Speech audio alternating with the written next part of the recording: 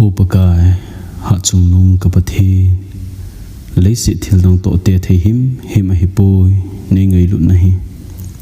ipi ka hi ham pakai he banga nei kho sa hi midang sanga chingzo thimzo hazo le hozo zong ka hipoi midang sanga chon phazo zong ka hipoi pakai nangai lut na chang dia lo mong ka hi nam tia kain khomandan ka vetna nanga dia ka ta sa kalung thim ka pi dan ka vet ting nangai lut na changdin ka lompoi pakai nei ngai lut na hi ate pi bei ngai lut na a himongi o pakai tu pe ta a hin khu gen theya lung leng waya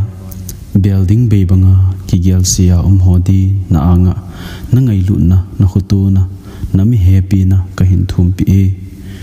lungmun na lamun na kipa na chun tu ni hin umpita thil danga lungai lova nangma a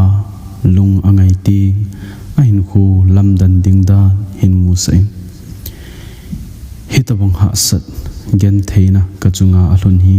kapakai jin hitabanga hi thu zo nan ti hitabang ho hi thu zo nan ti kacha hin kachahi kasun hi dozo nan te tia